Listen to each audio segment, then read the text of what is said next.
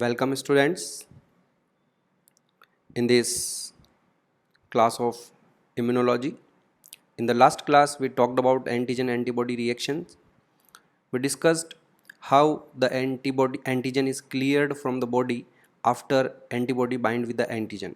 There are three possible mechanisms, that is neutralization. In this process the antibody bind with the antigen, soluble antigen, and it prevent the antigen from binding with its target in the body.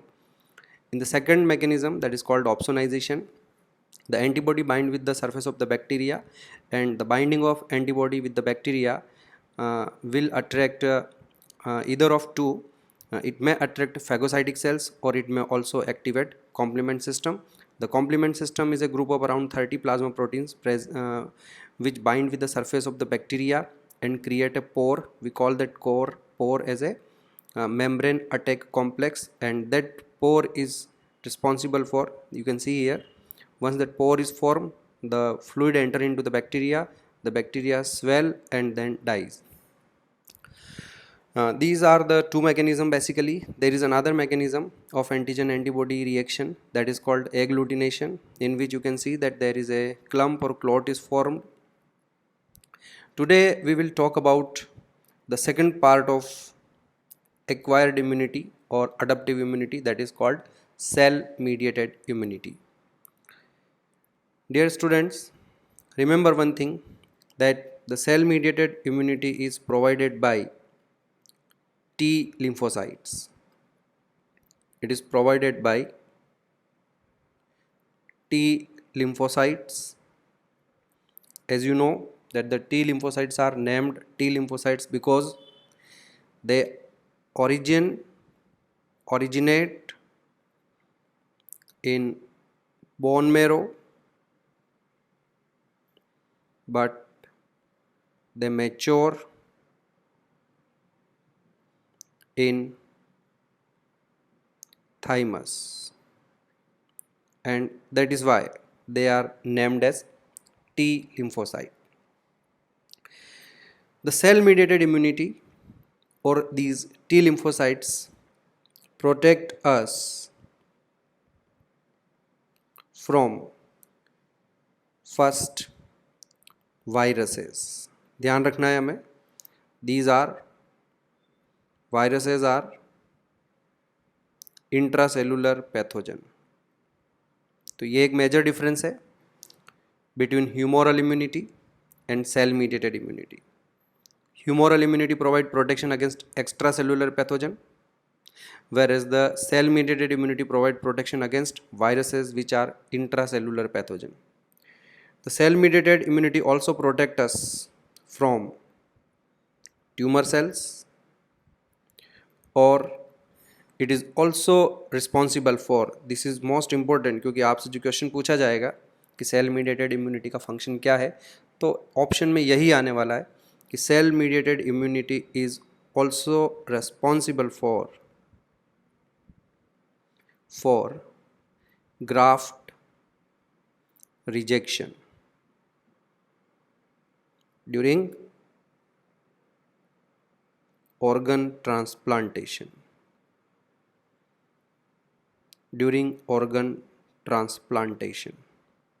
Fine. तो ये तीन mechanism है, तीन आपके processes हैं जहाँ cell mediated immunity अपना role play करती है. एक, it protect us against viruses, intracellular pathogen. It also protect us from tumor cells which are produced in the body, and it is also responsible for graft rejection during organ transplantation. Now, अगर हमें cell mediated immunity सीखनी है, समझनी है, तो उससे पहले हमें एक पॉइंट पे थोड़ा डिस्कस करना पड़ेगा और उसका नॉलेज हमें होना चाहिए, and that is about MHC. अगर हमें ये नहीं आता है तो हम सेल मीडिएटेड इम्यूनिटी नहीं सीख सकते. तो first point, let's talk about MHC. बच्चों, MHC का पूरा नाम है मेजर हिस्टोकॉम्पैटिबिलिटी कॉम्प्लेक्स. ह्यूमन में हम इसे HLA के नाम से भी जानते हैं। HLA का मतलब हो गया human leucocyte antigen.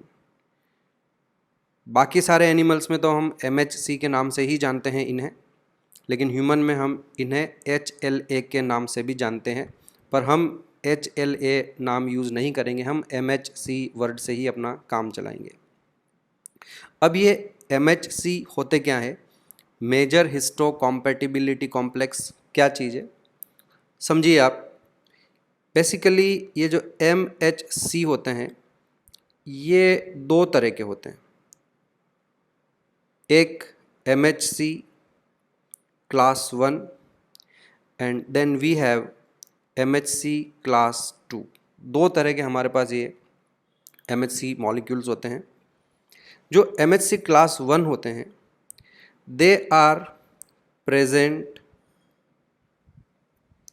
On the surface of all body cells, surface of all body sales.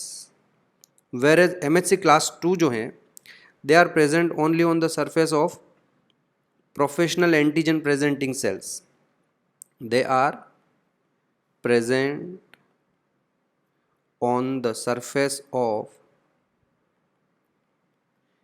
APCs. APC का फुल फॉर्म है एंटीजन प्रेजेंटिंग सेल्स। बेसिकली हमारे पास तीन तरह की एंटीजन प्रेजेंटिंग सेल्स होती है।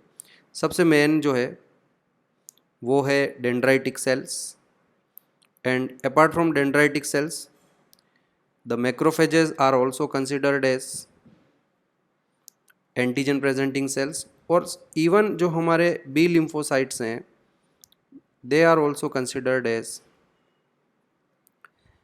Antigen presenting cells. तो हमारे पास ये जो तीन सेल्स हैं इनकी सरफेस पे MHC2 होते हैं, और अदरवाइज जो हमारी बॉडी की जितनी भी सेल है ऑल बॉडी सेल्स, जैसा कि मैं यहाँ बता रहा हूँ आपको, दे हैव MHC1।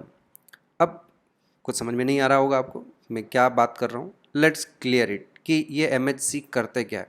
आगे बढ़ने से पहले एक चीज़ क्लियर कर देता हूँ कि जो डेंड्राइटिक सेल्स हैं, जो मैक्रोफेजेज हैं, जो बी लिम्फोसाइट्स हैं, they are included in all body cells. Means इनके ऊपर MHC1 तो होंगे ही, इनके ऊपर MHC2 भी होंगे, लेकिन इनके अलावा बाकी और किसी सेल पर MHC2 नहीं होगा। क्लियर? आप एक बार फिर से समझ लें। MHC1 are present on all body cells, fine. तो बॉडी में जो ये डेंड्राइटिक सेल्स, मैक्रोफेजेस और बी लिम्फोसाइट्स हैं इनके ऊपर भी MHC1 तो होंगे। Then we are talking about the MHC2, they are present on the surface of APCs। तो तीन तरह की एंटीजन प्रेजेंटिंग सेल्स होती है, dendritic cells, macrophages and B lymphocytes. तो इनकी सरफेस पर MHC2 प्रेजेंट होंगे। अब आप इस डायग्राम पर आ जाइए। देखिए ये हमारे पास कोई भी एक, जैसा कि मैंने यहाँ नीचे लिखा हुआ है, बॉडी सेल है, any, it could be any cell. और यहाँ देखिए ये इसकी बाहर की ओर प्लाज्मा मेम्ब्रेन है। देयर यू कैन सी हमारे पास यहाँ ये न्यूक्लियस भी है। अब ध्यान से देखिए, इस पार्ट पर आते हैं हम। ये जो एक पूरा पोर्शन हमें यहाँ दिखाई दे रहा है ये एक प्रोटीन है जो इस सेल के अंदर बनी हुई है। मैं एक बार फिर से शो करना चाहूँगा। यहाँ से ये देखिए, अब येलो कलर से मैं हाईलाइट करने की कोशिश कर रहा हूँ। ये एक प्रोटीन है जो इस सेल में बनी है। बच्चों एक नई बात बताने जा रहा हूँ कि हमारी सेल में कोई भी प्रोटीन बनती है तो उसका एक लाइफ स्पान होता है, और उस पर्टिकुलर लाइफ स्पान के बाद, और वो लाइफ स्पान बहुत ज़्यादा नहीं होता है, 5 minute 4 minute something like that. कुछ प्रोटीन्स का ज़्यादा होता है, कुछ प्रोटीन्स का कम होता है, लेकिन एक पर्टिकुलर लाइफ स्पान हर प्रोटीन का होगा। और ये जो प्रोटीन इस सेल में बनाई गई है, इस प्रोटीन के लाइफ स्पान के पूरा हो जाने के बाद हमारी सेल के अंदर एक और मशीनरी है जिसे हम प्रोटियोसोम कहते हैं। इस प्रोटियोसोम में ये प्रोटीन एंटर करेगी, देखो ये अंदर जा रही है, और उसके बाद इसके यहाँ पर ये फ्रेगमेंटेशन हो रहे हैं।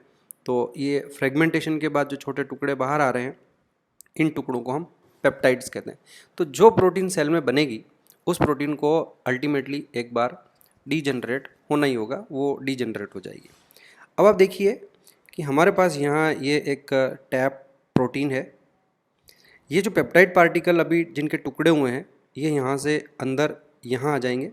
ये हमारी एंडोप्लाज्मिक रेटिकुलम है और एंडोप्लाज्मिक रेटिकुलम की प्लाज्मा मेम्ब्रेन में, आई रिपीट, एंडोप्लाज्मिक रेटिकुलम की प्लाज्मा मेम्ब्रेन में ये जो आपको ब्लू कलर का एक मॉलिक्यूल दिखाई दे रहा है, इस मॉलिक्यूल का नाम है MHC, मेजर हिस्टोकॉम्पैटिबिलिटी कॉम्प्लेक्स। और ये जो प्रोटीन के छोटे छोटे टुकड़े हैं ये इस MHC के साथ बाइंड होंगे। उसके बाद ये जो प्रोटीन है गोल्जी में पहुंचेगी, गोल्जी से ये एक मेम्ब्रेनस वेसिकल में, और अल्टीमेटली ये जो MHC है आप देखिए कि ये प्लाज्मा मेम्ब्रेन तक पहुंच गई है और ये यहाँ आ गई है ना।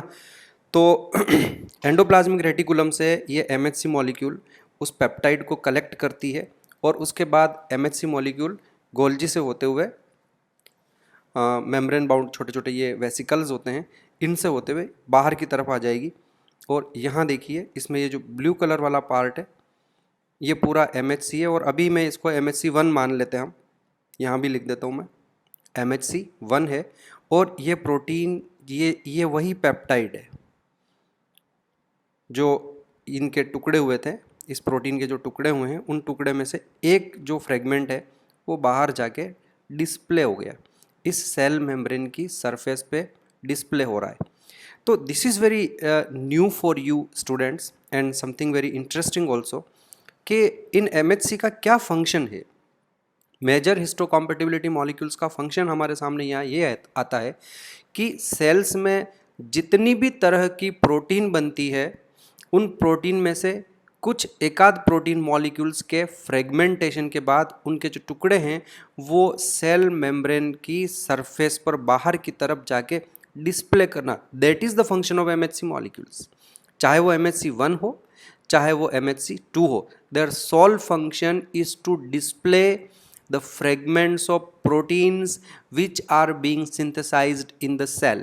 तो अब हमारी सेल में 5 तरह की, 10 तरह की, 100 तरह की या 50 तरह की या कितनी भी तरह की प्रोटीन सेल के अंदर बन रही है, तो उस प्रोटीन के कुछ टुकड़े बाहर जाकर डिस्प्ले कर दिए जाएंगे MHC मॉलिक्यूल से, दैट इज़ देयर फंक्शन। आपको ये चीज़ क्लियर हुई? आई होप आप इसे समझ गए होंगे। मैं यहाँ एक बार इसकी फंक्शन लिख देता हूँ MHC का। The main function of MHC, चाहे वो क्लास 1 हो बच्चों या क्लास 2 हो, is to display the proteins, to display the proteins which are being synthesized in a cell, in the cell। समझ गए? अब मान लीजिए ये जो सेल है ये आपके पेंक्रियाज की बीटा सेल है, तो उसमें कई तरह की प्रोटीन्स बनेगी और एक प्रोटीन इंसुलिन भी बनेगी। तो अगर ये इंसुलिन बन रही है तो इंसुलिन का एक टुकड़ा भी बाहर की तरफ वहाँ इस तरह से डिस्प्ले हो जाएगा। तो ये जो रेड कलर का टुकड़ा होगा ये आपका इंसुलिन का फ्रेगमेंट है। सिमिलरली मान लो ये आपकी कोई स्किन की सेल है और उसमें केराटिन प्रोटीन बन रही है, तो even that keratin protein will be displayed out.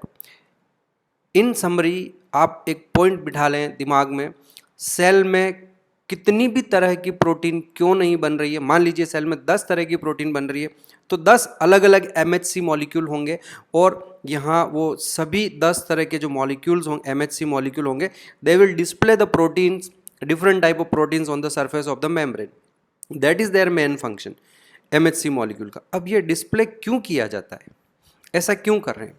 Well let me tell you कि मान लीजिए इस सेल में कोई वायरस आ गया है, अंदर एंटर कर गया।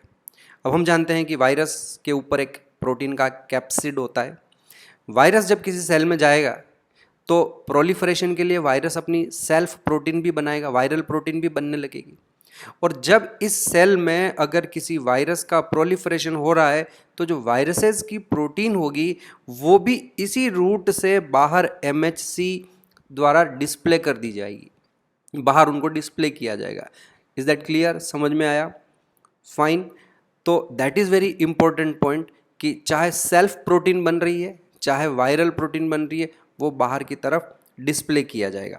अब मैं आपको जब समझा दिया है मैंने कि what are MHC, MHC1 body की जितनी भी सेल्स है उनमें जो प्रोटीन बनती है उनको बाहर डिस्प्ले करते हैं, और MHC2 जो हैं वो डेंड्राइटिक सेल्स में, मैक्रोफेजेस में और बी लिम्फोसाइट्स में जो प्रोटीन प्रेजेंट होगी उनको बाहर की ओर डिस्प्ले करेंगे, चाहे वो सेल्फ प्रोटीन हो चाहे वो वायरल प्रोटीन हो। और इंटरेस्टिंगली एक और चीज़ कि मान लो हमारी कोई सेल्फ सेल ट्यूमर सेल में कन्वर्ट हो गई है, तो ट्यूमर्स जो होते हैं बच्चों वो जीन्स में म्यूटेशन के कारण होते हैं। अगर हमारी सेल के किसी जीन में म्यूटेशन हुआ है और म्यूटेशन के बाद उस जीन से बनने वाली प्रोटीन की सीक्वेंस चेंज हो गई है, तो यहाँ पर जो हमारे MHC1 मॉलिक्यूल्स होंगे ये उन चेंज्ड प्रोटीन को भी बाहर की ओर डिस्प्ले करेंगे। तो इस तरह से हमारा जो इम्यून सिस्टम होगा उसको ये पता चल जाएगा कि ये जो सेल है ये हमारी एक नॉर्मल सेल नहीं है बल्कि एक ट्यूमर सेल में कन्वर्ट हो चुकी है, क्योंकि ट्यूमर सेल में बनने वाली प्रोटीन डिफरेंट होगी। एनीवे मैं इस पॉइंट पर आ रहा हूँ और मैं आपको ये चीज़ वापस समझाता हूँ। हम क्या पढ़ रहे हैं? सेल मीडिएटेड इम्यूनिटी के बारे में डिस्कस कर रहे हैं। Who provide the cell mediated immunity? T lymphocytes provide the cell mediated immunity, and these T lymphocytes or the cell mediated immunity protect us from viruses, from tumor cells, and they are also responsible for graft rejection. मैंने आपको बताया कि T lymphocytes को पढ़ने से पहले हमें MHC पढ़ना जरूरी है। तो मैंने अभी आपको MHC के बारे में बताया कि there are two classes of MHC, two classes of MHC, class 1 and class 2. What is the main function of MHCs? These MHC molecule present on body cells, they display the types of proteins which are being synthesized in the cell. Correct? Come to the T lymphocytes. अब हम वापस उस पर आते हैं और अब cell mediated immunity की शुरुआत करते हैं। देखिए बच्चों, T lymphocytes बेसिकली दो तरह के होते हैं। एक टी साइटोटॉक्सिक सेल,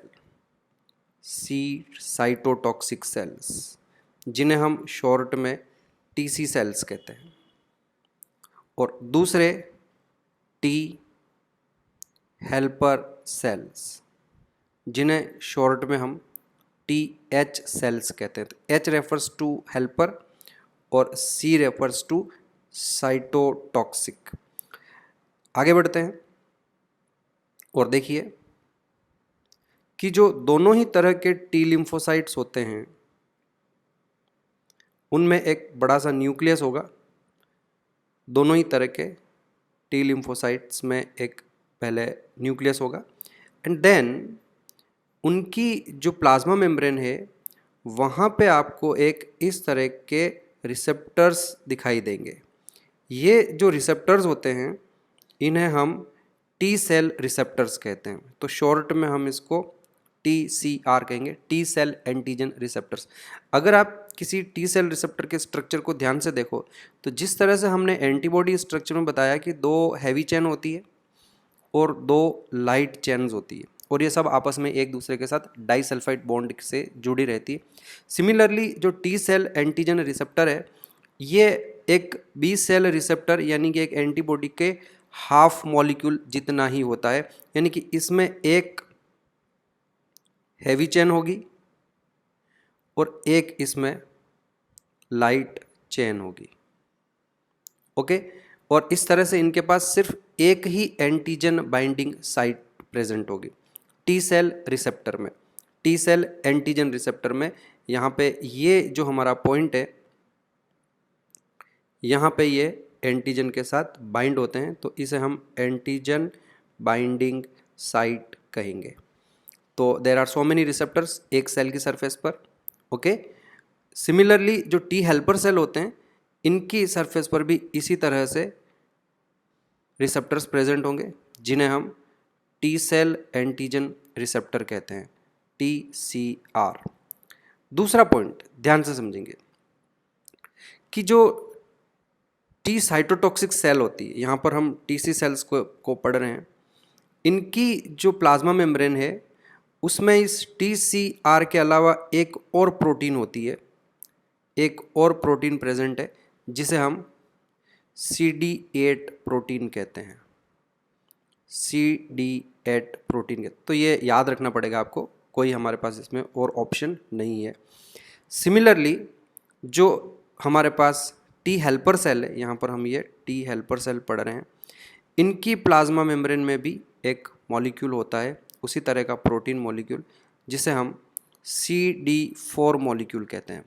तो ये डिफरेंस है दोनों में, यहाँ हम इसकी लेबलिंग कर देते हैं, ये TCR है और ये हमारे पास एक CD4 है।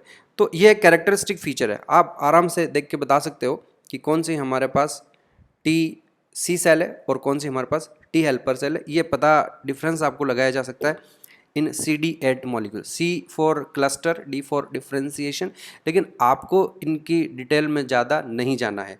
आपको अब एक नई बात बता देता हूँ मैं कि जो TC सेल्स होते हैं, क्योंकि इनकी प्लाज्मा मेम्ब्रेन में CD8 मॉलिक्यूल प्रेजेंट है कंपल्सरीली, इसलिए इन सेल्स को हम CD8 सेल्स भी कहते हैं।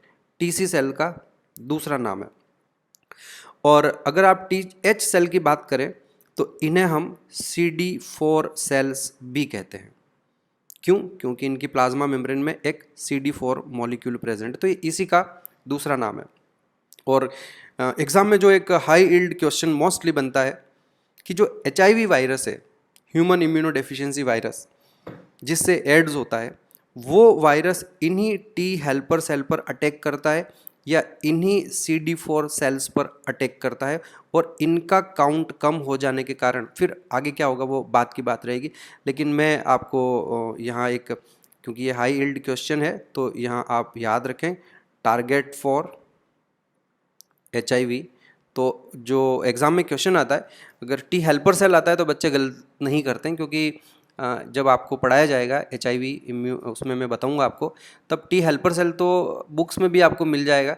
लेकिन एक बार क्वेश्चन आया कि HIV वायरस किन सेल पर अटैक करता है, तो वहाँ ऑप्शन में टी हेल्पर सेल नहीं था, तो दूसरा आंसर जो हो जाएगा वो फिर CD4 सेल्स हो जाएगा। ओके, आगे बढ़ते हैं। एक नई बात और बताता हूँ मैं आपको कि दोनों ही सेल्स, चाहे वो TC सेल हो चाहे वो टी हेल्पर सेल हो, इनका एक खास कैरेक्टरिस्टिक फीचर ये है कि मान लो कोई एंटीजन है, कोई वायरस है या कुछ भी है ना, ये अगर इसके साथ जाके यहाँ बाइंड होने की कोशिश करेगा तो ये वायरस या एंटीजन के साथ बाइंड नहीं होते हैं। न तो TC सेल्स बाइंड होती है और ना ही टी हेल्पर सेल बाइंड होती है। सो दिस इज़ वेरी, जबकि इस जगह पर अगर बी लिम्फोसाइट होता और उसके सरफेस पर जो रिसेप्टर हैं, तो एंटीजन सीधा उसके साथ, फ्री एंटीजन सीधा उसके साथ जाके बाइंड हो जाता। मैंने क्या वर्ड यूज़ किया? Free antigen. Any antigen which is roaming in the blood, plasma या टिश्यू फ्लूइड में कहीं पर भी घूम रहा है, और घूमते घूमते अगर वो बी लिम्फोसाइट के कांटेक्ट में आएगा तो बी लिम्फोसाइट तो उसके साथ डायरेक्टली बाइंड हो जाएगा। लेकिन टी सेल्स, टी लिम्फोसाइट्स, चाहे वो TC सेल्स हों चाहे वो टी हेल्पर सेल हैं, इनका पहला इंपॉर्टेंट फीचर ये होता है कि they do not bind with free antigen. तो ये इनका एक पहला कैरेक्टरिस्टिक फीचर हो गया। तो फिर ये एंटीजन के साथ बाइंड कैसे होंगे? तो ये अब सेकंड लाइन आपके लिए बड़ी इंपॉर्टेंट है। दे bind with the antigen only when antigen is displayed by MHC। This is most important point कि वो फ्रीली किसी एंटीजन के साथ बाइंड नहीं होंगे बच्चों, वो एंटीजन के साथ तभी बाइंड होंगे जब antigen is being displayed by MHC1 molecule. Okay, और तीसरा एक और खास पॉइंट कि क्योंकि हमारे पास दो तरह के लिम्फोसाइट्स हैं, T सेल्स हैं, TC सेल्स हैं, TH सेल्स, तो ध्यान रखें TC cells binds with the antigen when antigen is displayed by MHC class 1. On the contrary to TC cells, fourth point डाल रहा हूं मैं, T helper cells binds with the antigen when antigen is displayed by MHC2. तो बड़ी clear बात हो गई कि जो MHC2 है वो तो हमारे पास सिर्फ किनके पास प्रेजेंट है, dendritic cells, macrophages, B lymphocyte के पास है। यानी कि जो डेंड्राइटिक सेल और मैक्रोफेजेस हैं ये इनकी सरफेस पर जो MHC2 मॉलिक्यूल है उसकी हेल्प से they will display the antigen to T helper cells. On the other hand अगर बॉडी की कोई भी नॉर्मल सेल है और उसमें कोई एंटीजन प्रेजेंट है तो that will be displayed to TC cell, क्योंकि टीसी सेल जो है वो MHC1 को रिकॉग्नाइज करेगी और टी हेल्पर सेल जो है वो MHC2 को रिकॉग्नाइज करेगी। आई थिंक आपको ये समझ में आया होगा। और अगर अभी भी आपको नहीं समझ में आया तो मेरे पास अब एक डायग्राम है जिसे मैं आपको एक्सप्लेन करता हूँ। ध्यान से देखिए, हम शुरुआत यहाँ से करते हैं कि मान लीजिए ये कोई वायरस है, ये मान लीजिए कोई वायरस है और ये आपकी बॉडी में एंटर हो गया है। अब पहला सिनेरियो तो क्या रहेगा, एक एक चीज़ अब इम्यून सिस्टम पर हम बिल्कुल जो है क्लोज उस पर आ रहे हैं, फाइनल मैकेनिज्म को समझने जा रहे हैं कि अगर ये वायरस किसी बी लिम्फोसाइट के कांटेक्ट में आ गया तो ये उसके साथ यहाँ बाइंड होगा और उसके बाद आपको पता है कि क्या होने वाला है, बी सेल्स का प्रोलिफरेशन होगा, बी सेल्स का प्रोलिफरेशन होगा, मेमोरी बी सेल्स बनेगी, प्लाज्मा सेल्स बनेगी। तो ये देखिए ये क्या बन गई, मैं यहाँ लिख देता हूँ, ये प्लाज्मा सेल्स बन गई और वो प्लाज्मा सेल्स अल्टीमेटली बाद में डिफरेंट टाइप ऑफ एंटीबॉडीज़ बनाएगी और वो एंटीबॉडी, इसमें कितने दिन का समय लगेगा, 7-8 दिनों का समय डेफिनेटली लगेगा और उसके बाद एंटीबॉडीज़ बनने लगेंगे। वो एंटीबॉडीज़ पूरी बॉडी में जहाँ कहीं पर वायरस प्रेजेंट होगा वो एंटीबॉडीज़ उन वायरसेस को डिस्ट्रॉय करेंगे। एंटीबॉडीज़ वायरस को डिस्ट्रॉय कैसे करते हैं वो मैं पहले बता चुका हूँ, या तो न्यूट्रलाइजेशन से वो उसको डिस्ट्रॉय कर देंगे, सीधा वायरस के साथ जाके बाइंड हो जाएंगे, और या ये भी पॉसिबल है कि वो वायरस के साथ जाके बाइंड हो तो उसके बाद कोई फैगोसाइटिक सेल आके उसको डिस्ट्रॉय करे। लेकिन बच्चों क्योंकि हम जानते हैं कि जो वायरसेस होते हैं वो बाहर फ्रीली घूमते नहीं हैं, तो ये जो, और एक वायरस कभी सिंगल वायरस बॉडी में एंटर भी नहीं करता है। तो मान लीजिए हमारे पास यहाँ पर मल्टीपल वायरस पार्टिकल्स हैं, मल्टीपल वायरस पार्टिकल्स हैं, तो मैं कुछ और वायरल पार्टिकल यहाँ बना देता हूँ। ये देखो एक और वायरस है, ये एक और वायरस है और इधर भी कुछ वायरस में आपको, ये आपकी बॉडी में एंटर हो गए और इनमें से एक वायरस पार्टिकल तो चलो बी सेल्स के कांटेक्ट में आ गया है और हमने उनके खिलाफ एंटीबॉडी बनाने का जो प्रोसेस है वो शुरू कर लिया। लेकिन जिस दिन ये बी सेल के साथ बाइंड होगा, मान के चलिए कि उनमें से कुछ वायरसेस सेल्स में एंटर कर जाएंगे, तो अब ये कौन सी सेल है, ये आपके बॉडी की कोई भी नॉर्मल बॉडी सेल है जो कि अब क्या हो चुकी है, वायरस से इन्फेक्ट हो चुकी है। तो ये virus infected normal body cell है।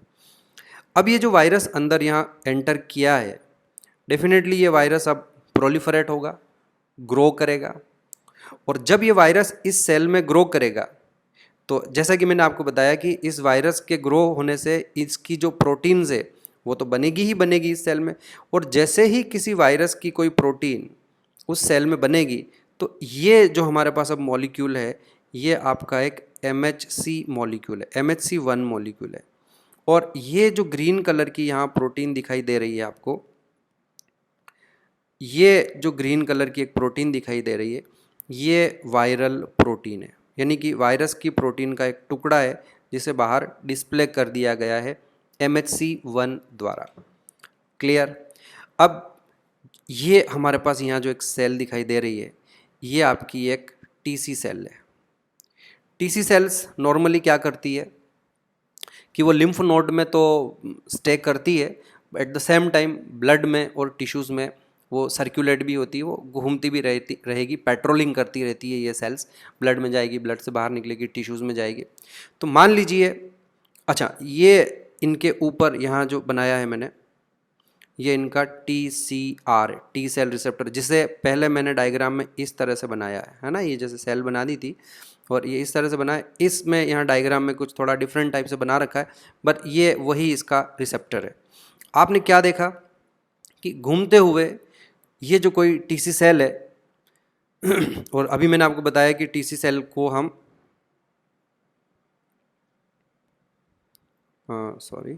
TC सेल को हम CD8 सेल भी कहते हैं। तो आप देख सकते हैं कि ये इस जगह पर यहाँ पर एक इसमें CD8 मॉलिक्यूल भी प्रेजेंट है। Now what is happening here in this diagram, you can सी कि जो T सेल रिसेप्टर है वो इस एंटीजन के साथ जाके बाइंड हो गया है। देखिए आप, ये येलो कलर से मैं हाईलाइट कर रहा हूँ, ये इस जगह पर यहाँ ये रिएक्शन हो रही है। क्या देखा आपने कि T सेल रिसेप्टर उस वायरस की प्रोटीन के साथ जाके बाइंड हुआ है, लेकिन कब बाइंड हुआ है, वह उससे तभी बाइंड हुआ है जब उस वायरल प्रोटीन को आपका ये जो MHC मॉलिक्यूल है ये उसको डिस्प्ले कर रहा है। तो जैसे ही हमारा ये TC सेल है ये उसके साथ बाइंड हुआ, एंटीजन के साथ बाइंड हुआ, अब देखिए इसका एक्टिवेशन का प्रोसेस शुरू हो जाएगा।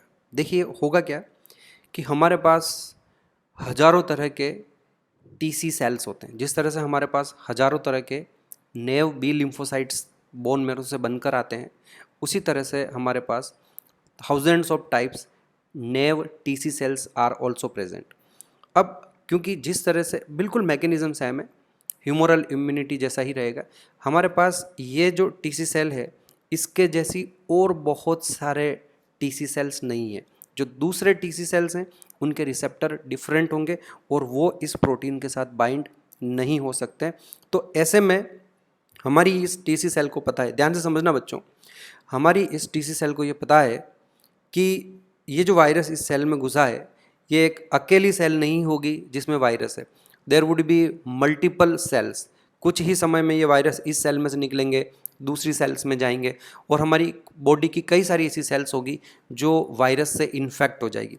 और ये जो हमारी TC सेल है बच्चों, ये अकेली है। अभी ऐसी एक या दो ही सेल और होगी, तो ऐसे में ये एक दो सेल मिलकर बॉडी की सारी वायरस इन्फेक्टेड सेल्स को ट्रीट नहीं कर सकते, उनको ठीक नहीं कर सकते या उनको डेस्ट्रॉय नहीं कर सकते। अभी हमारे पास कोई और रास्ता नहीं है बच्चों। जिस सेल में ये वायरस अंदर चला गया है, हम उस वायरस को अब नहीं मार सकते, हमें इस सेल को ही मारना है और इस सेल को मारने का काम ये TC सेल ही करेगी। लेकिन ये TC सेल इस वायरस इन्फेक्टेड सेल को अभी नहीं मारेगी। एक बार ये यहाँ से पीछे हट जाएगी और ये देखो ये यहाँ आ गई। द पॉइंट इज़ दैट कि अभी ये एक्टिवेशन का प्रोसेस पूरा शुरू नहीं हुआ है, इससे किसी की हेल्प की रिक्वायरमेंट है। बिना किसी हेल्प के ये TC सेल एक्टिवेट नहीं होगी।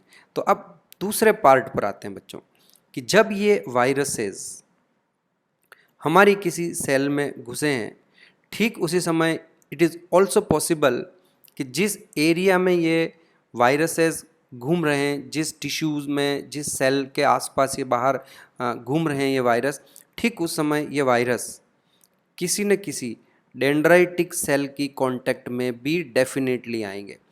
अगर उस समय नहीं आए और ये वायरस किसी सेल में एंटर कर गए, तो जिस सेल में ये एंटर करेंगे अल्टीमेटली ये उस सेल को मार के वापस जब बाहर निकलेंगे तो अगले राउंड में ये किसी न किसी डेंड्राइटिक सेल के कांटेक्ट में आई। इस डेंड्राइटिक सेल की जगह यहाँ पे लिखा हुआ है APC। तो मैंने आपको बताया कि हमारे पास 3 तरह के एंटीजन प्रेजेंटिंग सेल्स होती है, चाहे वो डेंड्राइटिक सेल हो, चाहे ये मैक्रोफेज हो सकता है ये किसी बी लिम्फोसाइट के कांटेक्ट में भी आ जाए। जैसा कि मैंने आपको ये यहाँ बता रखा है, आप तो देख ही रहे हैं कि ये जो वायरस है ये बी सेल की कांटेक्ट में भी आ रहा है। अभी एक बार आप बी सेल वाले पार्ट को छोड़ दो, इस पार्ट को मैं बाद में एक्सप्लेन करूँगा। अभी आप ये मानकर चलो कि जो वायरस है वो या तो किसी डेंड्राइटिक सेल के अंदर चला गया है। डेंड्राइटिक सेल और मैक्रोफेजेस सेल का काम ही यही है कि वो टिश्यूज़ में जो भी कुछ वहाँ पर घूम रहा है वो उनको अपने अंदर लेते रहें। डेंड्राइटिक सेल के बारे में मैंने आपको पहले भी बताया कि इनका तो मेन फंक्शन यही है कि टिश्यू फ्लूइड को कंटिन्यूसली फेगोसाइटोसिस करते हैं। तो जब ये टिश्यू फ्लूइड का फेगोसाइटोसिस करेंगे डेंड्राइटिक सेल्स, तो ऐसे में ये जो वायरस है ये अंदर एंटर कर जाएगा। और जैसे ही ये वायरस अंदर एंटर करेगा, बिल्कुल सेम मैकेनिज़्म जो अभी मैंने आपको थोड़ी देर पहले ऊपर समझाया, ये वाला मैकेनिज़्म देखिए आप, ये वाला जो मैकेनिज़्म है देखिए कि जो डेंड्राइटिक सेल होगी वो उस वायरस को टुकड़े टुकड़े करेगी। ये जो वायरल प्रोटीन है इसमें के टुकड़े टुकड़े हो जाएंगे, किसकी हेल्प से होंगे, वही एंडोप्लाज्मिक रेटिकुलम में हो जाएंगे। फिर वो गोल्जी से होते हुए यहाँ बाहर की ओर डिस्प्ले करेगी। पर इस बार आप ध्यान रखना कि ये MHC1 नहीं है, ये MHC2 है, क्योंकि ये जो सेल है ये एक एंटीजन प्रेजेंटिंग सेल है और इसकी सरफेस पर ये MHC2 इम्पोर्टेंट मॉलिक्यूल है। तो अब आप इस डायग्राम में देखिए कि ये जो ग्रीन कलर का प्रोटीन आपको सर्कल दिखाई दे रहा है ये वायरल प्रोटीन है और इस वायरल प्रोटीन को डिस्प्ले किया जा रहा है। किसकी हेल्प से डिस्प्ले किया जा रहा है? तो ये मैंने आपको बता दिया, MHC2 की हेल्प से डिस्प्ले किया जा रहा है। और MHC2 के साथ अगर कोई प्रोटीन डिस्प्ले होता है तो उसको रिकॉग्नाइज कौन करेगा? So now this time you are having T helper cell. तो अब की बार ये हमारे पास यहाँ एक टी हेल्पर सेल प्रेजेंट है। क्यों टी हेल्पर सेल है? क्योंकि टी हेल्पर सेल्स वो सेल होती है जो एंटीजन को एंटीजन प्रेजेंटिंग सेल्स से रिकॉग्नाइज करती है और वहाँ उनके साथ बाइंड होती है। अब आप देखिए कि हमारी ये जो TH सेल है ये यहाँ एक्टिवेट हो जाएगी। T1 लिखा हुआ है, आप इस 1 पर ध्यान नहीं दें, आप इसको सिर्फ टी हेल्पर सेल समझें, क्योंकि हम बहुत ज़्यादा डिटेल में नहीं जाएंगे। There are again 2 types of T helper cell, TH1 और TH2, लेकिन वो आपको अभी पढ़ने की ज़रूरत नहीं है। तो आप यही मानकर चलें कि ये हमारे पास एक TH सेल है और ये डेंड्राइटिक सेल के साथ बाइंड हो गई है, उसकी सरफेस पर प्रेजेंट एंटीजन से बाइंड हो गई है और ये टी हेल्पर सेल आपकी एक्टिवेट हो गई। अब जैसे ये टी हेल्पर सेल एक्टिवेट होगी ये कुछ मॉलिक्यूल्स रिलीज़ करेगी जिन्हें हम इंटरल्यूकिन्स कहते हैं। इंटरल्यूकिन्स बहुत सारे तरह के होते हैं और मैं आपको और किसी तरह के इंटरल्यूकिन के बारे में नहीं बताऊंगा। अभी जो हमारे पास है वो एक इंटरल्यूकिन 2 है। किसने प्रोड्यूस किया?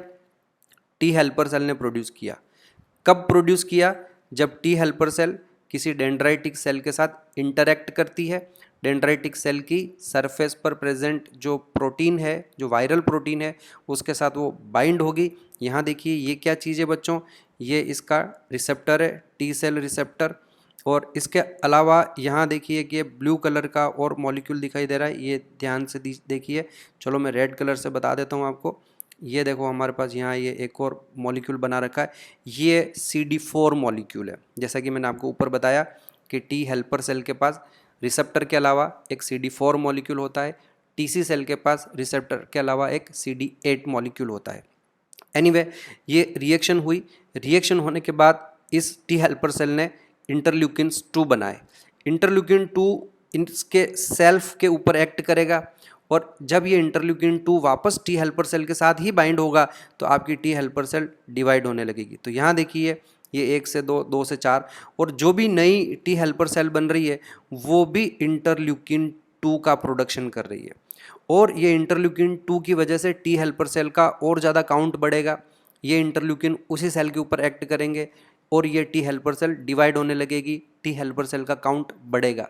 और जैसे जैसे टी हेल्पर सेल का काउंट बढ़ेगा वैसे वैसे बॉडी में इंटरल्यूकिन 2 का काउंट भी बढ़ेगा, इसकी कंसंट्रेशन भी बढ़ेगी और अल्टीमेटली यही इंटरल्यूकिन्स 2 IL-2 जो हमारी already partially activated TC cell है। पार्शियली एक्टिवेटेड क्यों बोला मैंने इसे?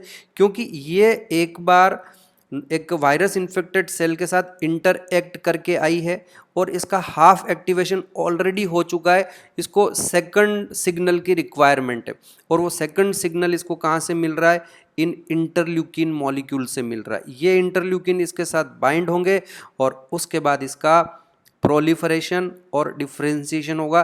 तो जिस तरह से बी लिम्फोसाइट के प्रोलिफरेशन से प्लाज्मा सेल्स और मेमोरी बी सेल्स बनते हैं, उसी तरह से यहाँ पर भी दो तरह की सेल बनेगी। एक तो ये जो मैंने यहाँ डायग्राम में दिखाई दे रही है, इसे हम सिंपली नाम देंगे इफेक्टर टीसी सेल, और जो दूसरी बनेगी वो हो जाएगी मेमोरी टीसी सेल्स।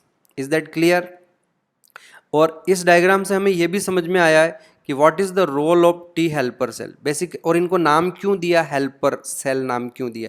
क्योंकि एक टीसी सेल जब किसी, इस डायग्राम को देखें आप, कि जब एक टीसी सेल किसी वायरस इन्फेक्टेड सेल्स के साथ इंटरेक्ट करती है तो उसका ये जो यहाँ एक्टिवेशन लिखा हुआ है बच्चों, ये फुल एक्टिवेशन नहीं है, ये बेसिकली पार्शियल एक्टिवेशन है और उसे एक सेकंड सिग्नल की रिक्वायरमेंट और है, and that second signal is basically उसे इंटरल्यूकिन्स की रिक्वायरमेंट है, IL-2 की रिक्वायरमेंट है।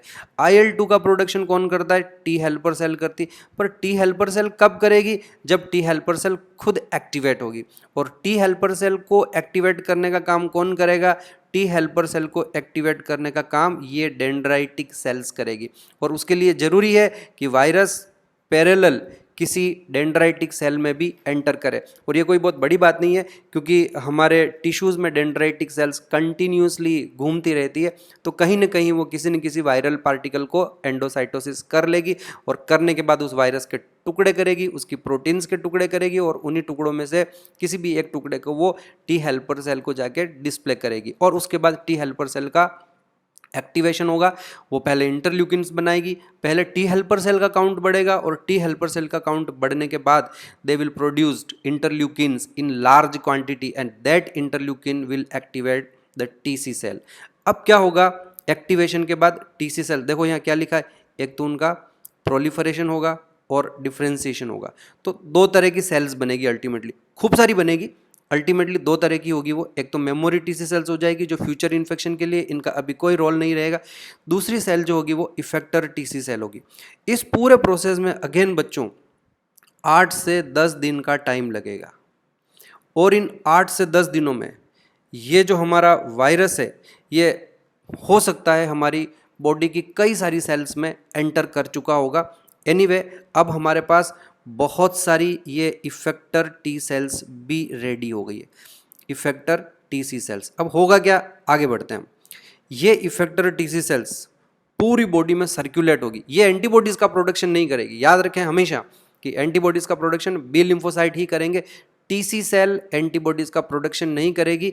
ये जो इफेक्टर टीसी सेल आपके पास अब तैयार हो गई है, ये पूरी बॉडी में घूमेंगे, और जिस जिस सेल में वायरस ग्रो कर रहा है ये उन सेल्स के साथ जाके बाइंड हो जाएगी। इनको कैसे पता चलेगा कि किस किस सेल में वायरस ग्रो कर रहा है? क्योंकि जिस सेल में वायरस ग्रो करेगा उसकी सरफेस पर जो MHC1 मॉलिक्यूल हैं वो वायरल प्रोटीन को डेफिनेटली डिस्प्ले करेंगे। तो इससे इन टीसी सेल को पता चल जाएगा कि बॉडी की कौन कौन सी सेल में वायरस ग्रो कर रहा है। तो अगेन सोचिए कि ये हमारे पास कोई एक वायरस इन्फेक्टेड सेल है, और ये इसके अंदर वायरस है, और ये MHC1 है। अब की बार 2 नहीं है, क्योंकि ये जो सेल है ये टीसी सेल है।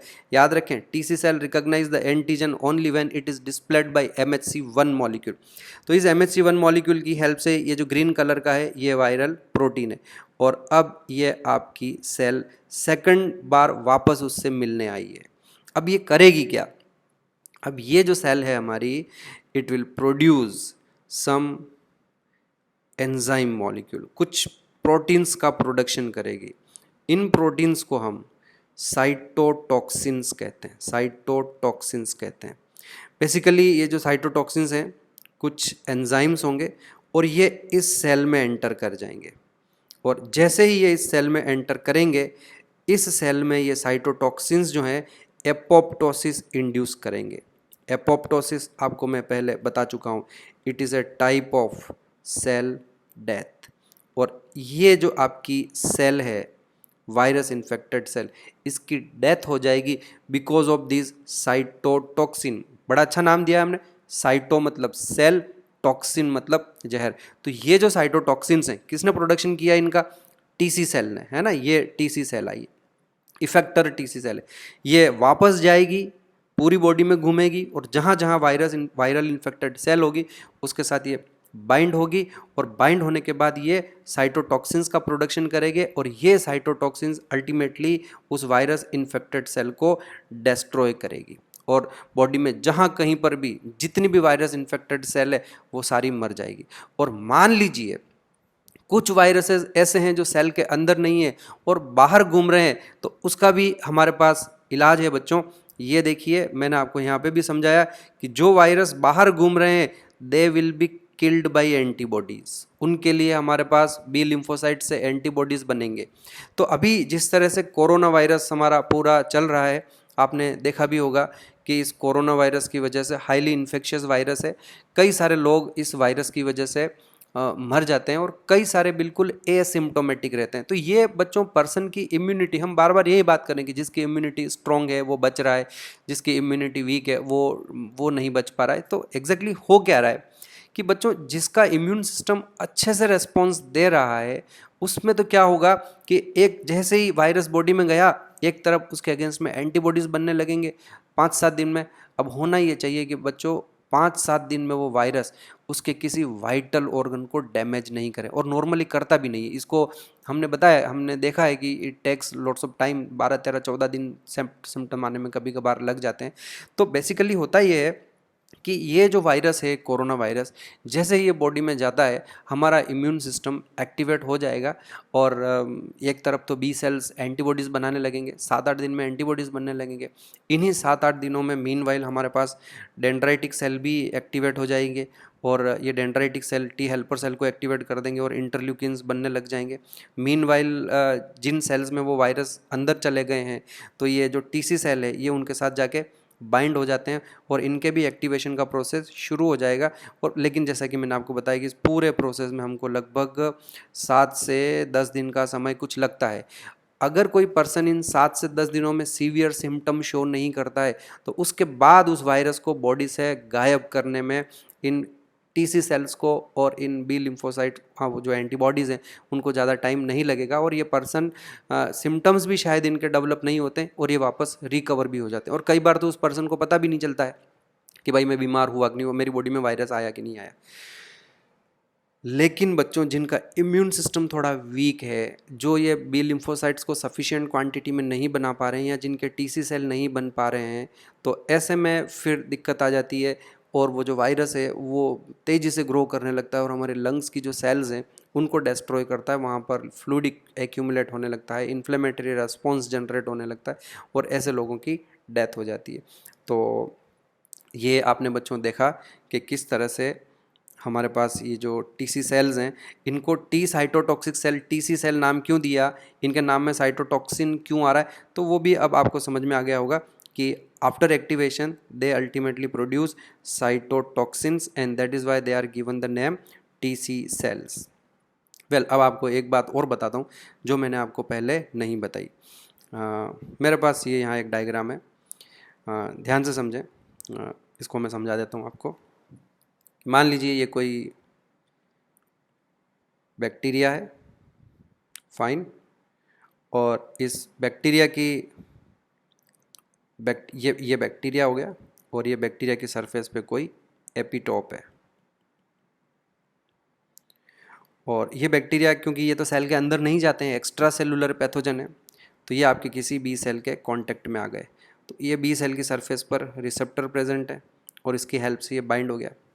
अब तक मैंने आपको क्या पढ़ाया कि मेरे पास पहले लिखा हुआ है, उसी को अपन रिपीट करते हैं। ये रहा मेरे पास, ये लिखा हुआ है कि B lymphocytes migrate to secondary lymphoid organ. वहाँ क्या होता है, B lymphocyte bind with extra cellular pathogen with the help of B cell receptor, जो IgD मॉलिक्यूल है उसकी हेल्प से वो बैक्टीरिया से बाइंड हुआ है, एपिटोप से बाइंड हुआ है। उसके बाद they get activated and divide to produce plasma cells and memory B cells. फिर से बोल रहा हूँ इस लाइन को, ध्यान से सुनना। जब एक बी लिम्फोसाइट एक बैक्टीरिया से बाइंड होता है तो एक्टिवेट होने के बाद वो प्लाज्मा सेल्स और मेमोरी बी सेल्स बनाता है।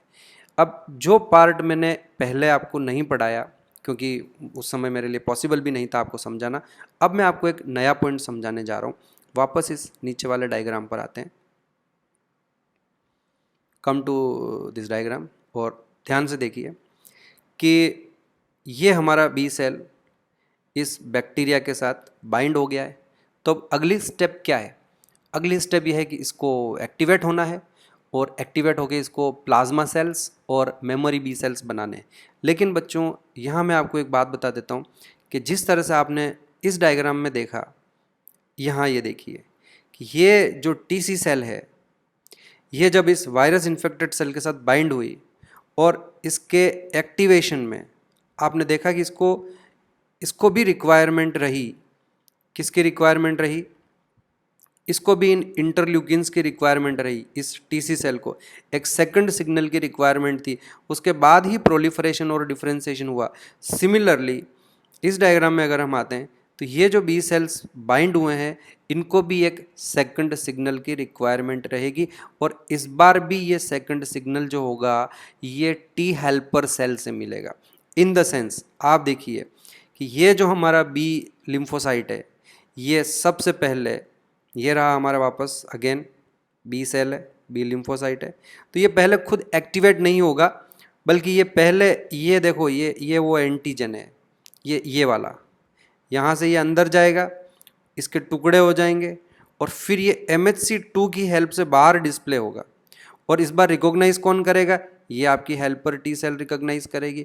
और उसके बाद ये जो आपकी हेल्पर टी सेल है, ये साइटोकाइंस बना रही है। ये साइटोकाइंस और कुछ नहीं है, ये अगेन IL-2 है और यही IL-2 इसके ऊपर एक्ट करेंगे और उसके बाद आपकी बी लिम्फोसाइट जो है वो प्रोलिफरेट होनी शुरू होगी। क्लोनल सिलेक्शन, जो क्लोनिंग होगी और एंटीबॉडीज़ बनेगी, वो सब बात की बात है। तो व्हाट आई वांट टू से यू, मैं यहाँ ये समझाने चाह रहा हूँ कि जो टी हेल्पर सेल्स होते हैं वो न सिर्फ टीसी सेल्स के एक्टिवेशन में उनकी हेल्प करते हैं, बल्कि वो बी लिम्फोसाइट के एक्टिवेशन में भी उनकी हेल्प करते हैं। और एक अच्छा सा स्टेटमेंट देता हूँ मैं, बड़ा मज़ेदार, मुझे बड़ा पसंद आया कि what this B cells are doing here. I repeat, what these B cells are doing here? Why they are talking with the helper T cell? भाई बी लिम्फोसाइट के एक्टिवेशन में उनकी हेल्प कौन करने वाला है? Helper T cell. और helper T cell को यहाँ एक्टिवेट कौन कर रहा है? हेल्पर टी सेल को एक्टिवेट आपका यह बी सेल कर रहा है। कैसे कर रहा है ये बी सेल उसको एक्टिवेट करने में हेल्प? कि ये इस जो एंटीजन है इसको प्रेजेंट कर रहा है और जब ये इसको प्रेजेंट करेगा तो हेल्पर टी सेल एक्टिवेट होगी और वो इंटरल्यूकिन्स बनाएगी। जो लाइन है बड़ी मज़ेदार, वो ये है कि here the B cells are helping their helper, isn't it? कि बी सेल्स के एक्टिवेशन के लिए बी सेल को हेल्पर टी सेल की रिक्वायरमेंट होती है और हेल्पर टी सेल के एक्टिवेशन के लिए पहले उस हेल्पर टी सेल को एंटीजन ले जाकर देना पड़ेगा और वो काम कौन कर रहा है? बी सेल कर रहा है। तो here you can say that the B cells are helping their helper. और उसके बाद ये आपके बी लिम्फोसाइट एक्टिवेट हो जाएंगे, आराम से डिवाइड होंगे 7-8 दिनों में और ये दो तरह की सेल्स बनाएगी, एक तो मेमोरी बी सेल्स बनेगी और एक प्लाज्मा सेल बनेगी। तो इस तरह से आपने देखा कि T helper cells play very important role in activation of B lymphocyte as well as TC cells. Well बच्चों, ऊपर आएँ और एक और फाइनल बात मैं आपको बता देता हूँ कि हमने जो हमारी इम्यूनिटी है, यहीं नीचे ही आ जाते हैं, फिर से लिखते हैं हम कि हमारे पास जो एक्वायर्ड इम्यूनिटी है वो दो तरह की है। एक्वायर्ड इम्यूनिटी के मैंने आपको दो टाइप बताए। एक्वायर्ड इम्यूनिटी के एक बताया आपको ह्यूमोरल इम्यूनिटी, और ह्यूमोरल इम्यूनिटी को हमने एक और नाम दिया है antibody mediated immunity. Antibody mediated immunity, इसमें मेन रोल जो था वो बी सेल्स का था। दूसरी जो हमारे पास इम्यूनिटी है उसे हम सेल मीडिएटेड इम्यूनिटी कहते हैं। पॉइंट इज़ दैट, वापस क्या बताना चाह रहा हूँ मैं कि मैंने आपको ऑलरेडी एक्सप्लेन कर दिया है कि why this particular first number वाली जो हमारी इम्यूनिटी है इसे हम एंटीबॉडी मीडिएटेड इम्यूनिटी क्यों कहते हैं, क्योंकि इसमें मेन रोल जो रहेगा वो एंटीबॉडीज़ का रहेगा, और ये एंटीबॉडीज़ जो हैं बॉडी फ्लूइड में डिस्ट्रीब्यूटेड रहते हैं। तो बॉडी फ्लूइड के लिए हमारे पास एक वर्ड था humour, and that is why we call it humoral immunity. Now what I am saying कि ये जो हमारे पास सेकंड टाइप की इम्यूनिटी, इसे हमने सेल मीडिएटेड इम्यूनिटी क्यों कहा, कि बेसिकली जो हमारी ये वायरस इन्फेक्टेड सेल है इसको मारने का काम कौन कर रहा है? इसको मारने का काम इस बार कोई एंटीबॉडीज़ नहीं कर रहे हैं बच्चों, इसको मारने का काम आपकी टी सेल खुद जाके कर रही है। वो सेल खुद सेल्फ वहाँ जाएगी और उसके साथ बाइंड होगी वायरस इन्फेक्टेड सेल के साथ, और फिर वहाँ साइटोटॉक्सिन रिलीज़ करके उस सेल में एपोप्टोसिस इंड्यूस करके उसे मार देगी।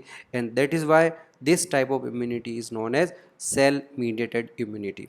और एक और पॉइंट कि मान लीजिए बच्चों हमारी बॉडी में देर आर सपोज़ ये किसी पर्सन की बॉडी में कोई ग्राफ्ट इम्प्लांट किया है, कोई ऑर्गन इम्प्लांट किया है, तो इट इज़ ऑब्वियसली कि इनकी सरफेस पर ये जो MHC मॉलिक्यूल्स होंगे, ये मैंने एंटीबॉडीज़ बना ली, इनको हटा देते हैं, इनकी सरफेस पर जो MHC मॉलिक्यूल होंगे, इनकी सरफेस पर जो MHC मॉलिक्यूल होंगे इस सेल की प्रोटीन को बाहर डिस्प्ले करेंगे। इस सेल में जो भी प्रोटीन, अब ये तो ऑब्वियस है ना कि अगर आप किसी दूसरे पर्सन का ऑर्गन लोगे तो उसकी प्रोटीन्स में और हमारी प्रोटीन में थोड़ा सा डिफरेंट होगा, और इन MHC प्रोटीन के वहाँ ये डिस्प्ले हो जाएंगे। और फिर जो रेसिपिएंट है उसके जो TC सेल्स हैं, रेसिपिएंट के जो TC सेल्स होंगे वो जब वहाँ जाके बाइंड होंगे तो उनको समझ में आ जाएगा कि ये जो सेल्स हैं ये सेल्फ सेल्स नहीं है, क्योंकि इनके अंदर जो प्रोटीन बन रही है वो डिफरेंट है। और ऐसे में यहाँ से साइटोटॉक्सिन्स रिलीज़ होंगे और ये साइटोटॉक्सिन्स इन सेल को, सभी सेल को मार देंगे, और इस तरह से जो ऑर्गन होगा या जो भी ग्राफ्ट होगा वो रिजेक्ट हो जाएगा, उसकी सारी सेल्स मर जाएगी, वो पूरा टिश्यू डैमेज हो जाएगा, और अल्टीमेटली ऑर्गन ट्रांसप्लांटेशन का कोई इम्पोर्टेंस नहीं रहेगा। तो ऐसे में बच्चों यह तो आपका क्वेश्चन बनता है, सबसे इम्पोर्टेंट क्वेश्चन यही बनता है आपका कि जो ग्राफ्ट रिजेक्शन होता है उसके लिए कौन सी इम्यूनिटी रिस्पॉन्सिबल है, तो आप बोल देंगे CMI। और आपसे पूछा जाए कि ग्राफ्ट रिजेक्शन में कौन से मॉलिक्यूल्स इंपॉर्टेंट रोल प्ले कर रहे हैं, तो फिर आपका जवाब रहेगा MHC। बच्चों इसको नाम क्या दिया? मेजर हिस्टोकॉम्पेटिबिलिटी। तो यहाँ मेजर छोड़ो, हिस्टोकॉम्पेटिबिलिटी पर ध्यान दो, हिस्टोकॉम्पेटिबिलिटी। तो आप थोड़ा बहुत तो समझते होंगे, हिस्टो का मतलब होता है टिश्यू, और कॉम्पेटिबिलिटी का मतलब आप समझ लीजिए एक्सेप्टेंस, है ना। तो अगर किन्हीं दो लोगों के ऑर्गन के बीच में जब हम ऑर्गन ट्रांसप्लांटेशन करते हैं और एक्सेप्टेंस नहीं है, उनमें कॉम्पेटिबिलिटी नहीं है, उसको एक्सेप्ट नहीं किया जा रहा है, तो वो कॉम्पेटिबिलिटी के पीछे रीज़न क्या है? तो एक तो सेल मीडिएटेड इम्यूनिटी, और दूसरा एग्जैक्टली जो सेल मीडिएटेड इम्यूनिटी है it is because of your TC cells. और TC सेल्स जब एंटीजन को रिकॉग्नाइज करते हैं तो किसकी हेल्प से करते हैं? वो MHC की हेल्प से करते हैं। तो विच प्रोटीन इज़ रिस्पॉन्सिबल, तो फिर आप जवाब दे देंगे MHC। और अगर MHC ऑप्शन में नहीं हो तो आप आंसर दे सकते हैं HLA, क्योंकि ह्यूमन में हम MHC को HLA भी कहते हैं। तो इस तरह से बच्चों हमारी दोनों ही तरह की जो इम्यूनिटी है वो कंप्लीट होती है, ह्यूमोरल इम्यूनिटी भी कंप्लीट होती है और सेल मीडिएटेड इम्यूनिटी भी कंप्लीट होती है। अब इम्यूनिटी से रिलेटेड कुछ छोटे मोटे पॉइंट्स हैं, उनको हम डिस्कस करेंगे अगली क्लास में। Thank you very much.